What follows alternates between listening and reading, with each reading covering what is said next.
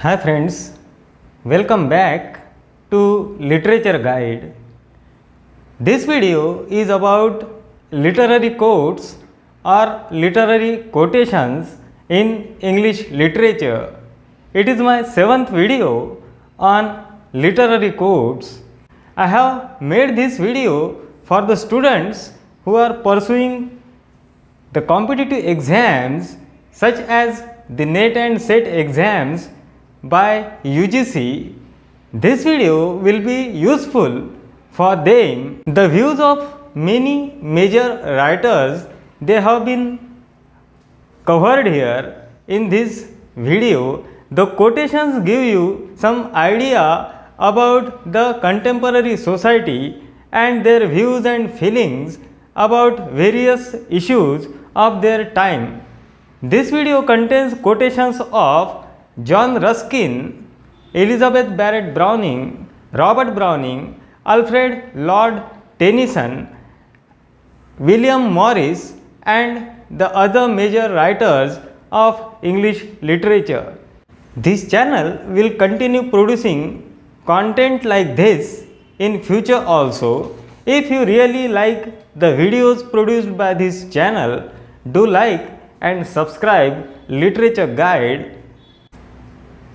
I don't want to waste your time. Let's dive into the video and enjoy the video.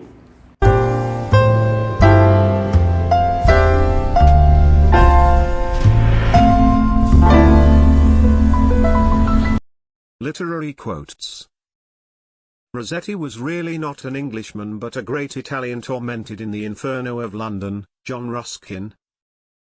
Population has a tendency to increase faster than food, Robert Malthus. I write plays with the deliberate purpose to convert the nation to my opinions, George Bernard Shaw.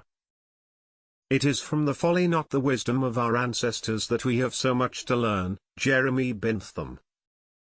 I am nothing if not historical, Thomas Babington Macaulay. Nobody there except a small knot of pre-Raphaelite men pretend to do him justice, Elizabeth Barrett Browning on Robert Browning. I know no man with the possible exception of Homer, for whose intelligence, in no comparison with my own, I have more contempt than for Shakespeare, George Bernard Shaw. No heroism and no villainy. Much church but more love-making, Anthony Trollope on the Barsetshire novels.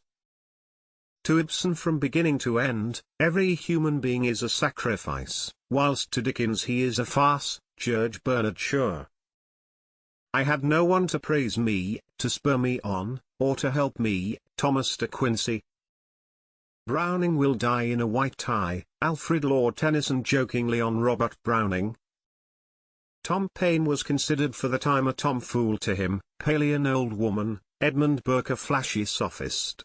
Truth, moral truth, it was supposed had here taken up its abode, and these are the crackles of thought, William Hazlitt on William Godwin. No, if I cannot be fat I will at least be free. No one loves chains, though they be made of gold, William Cobbett. A moralist like a surgeon, should never wound but to heal, Jeremy Bentham. I am so pleased with my book, typography, binding, and, must I say it, literary matter, William Morris on his The Roots of the Mountains. No one before him had ever seriously thought of exposing the defects in our English system of jurisprudence, Lord Brougham on Jeremy Bentham. Not only as a man but as a British subject, I pray for the flourishing commerce of Germany, Spain, Italy, and even France itself, David Hume. It is little use affirming a right if you haven't the proper machinery for enforcing it, Jeremy Bentham. Wherever we are, to go somewhere else, whatever we have, to get something more, John Ruskin. Let us seek only what is attainable, it presents a career sufficiently vast for genius, Jeremy Bentham.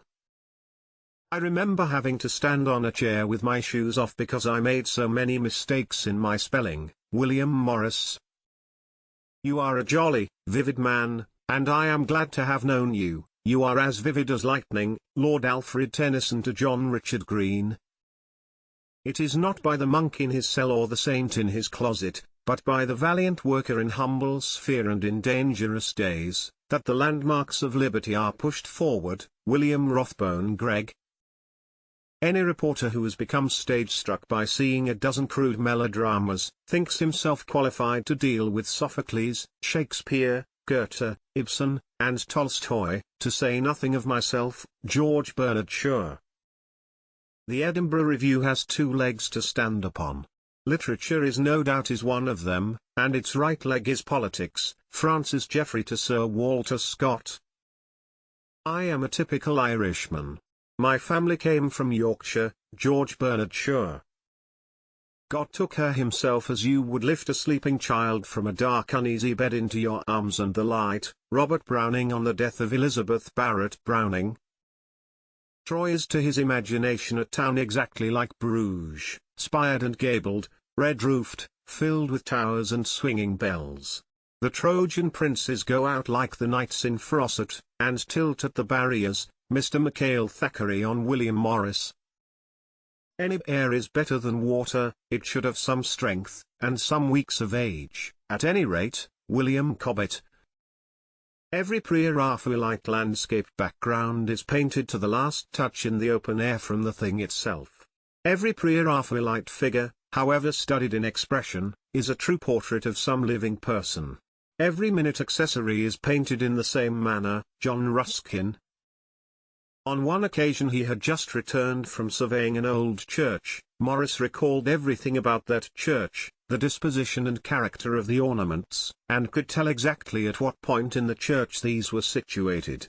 Yet his only visit to this church had been made about 20 years previously. Mr. Thackeray Turner on William Morris. How is the video? I hope you liked this video. This is my 7th video on literary quotes. I am producing this content for the students who are pursuing competitive exams. One thing which surprises me a lot is that 90% of the watch time of this channel comes from the non-subscribers, and the 10% of the watch time is from the subscribers of this channel. The non-subscribers and the subscribers, they are valuable to this channel. Their views and opinions and their suggestions, they are precious to this channel. You can put your comment in the comment box below, and if you like the video, do like and subscribe Literature Guide. I will meet you soon with a new topic on English literature. Meet you. Please subscribe Literature Guide.